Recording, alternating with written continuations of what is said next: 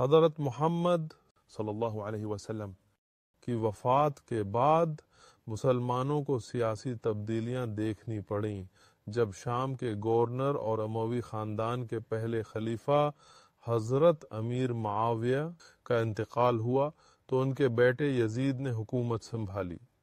یزید کی حکومت پر بہت سے لوگوں کو اعتراض تھا اور امام حسین جو نبی پاک کے پیارے نواسے تھے نے بھی یزید کی بیعت نہیں کی۔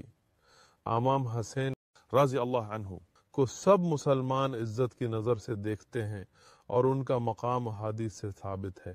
نبی پاک صلی اللہ علیہ وسلم نے فرمایا حسن اور حسین جنتی نوجوانوں کے سردار ہیں، اور یہ بھی فرمایا حسین مجھ سے ہیں اور میں حسین سے ہوں، اللہ اس کو محبت دے جو حسین سے محبت کرے۔ امام حسین کو بہت عزت دی جاتی تھی، لیکن وہ یزید کی حکومت کی حمایت نہیں کر سکتے تھے کیونکہ وہ اسے غلط سمجھتے تھے۔ کوفہ کے لوگوں نے امام حسین خطوط لکھے اور ان سے کہا کہ وہ آئیں اور یزید کے خلاف ان کی قیادت کریں۔ جب وہ کربلا پہنچے، یزید کی فوج نے ان کا راستہ روک دیا۔ اس لشکر کی قیادت کوفہ کے گورنر عبداللہ بن زیاد کر رہے تھے۔ امام حسین اور ان کے ساتھیوں کو کئی دنوں تک پانی نہیں دیا گیا اور 10 محرم 61 ہجری کو جنگ شروع ہوئی۔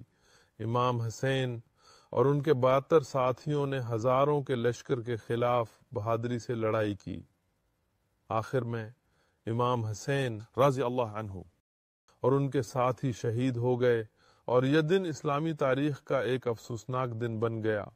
ایک اہم سوال یہ ہے کہ کیا یزید نے امام حسین قتل کا حکم دیا تھا؟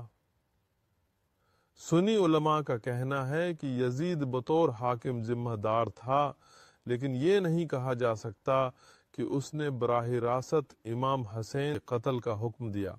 یزید کے مقرر کردہ گورنر عبیداللہ بن زیاد براہ راست کربلا کے واقعات میں ملوث تھا۔ سنی علماء جیسے ابن کثیر اور دیگر نے یزید کو اس کے کردار پر تنقید کا نشانہ بنایا، لیکن یہ کہنا مشکل ہے کہ قتل کا حکم یزید نے دیا تھا۔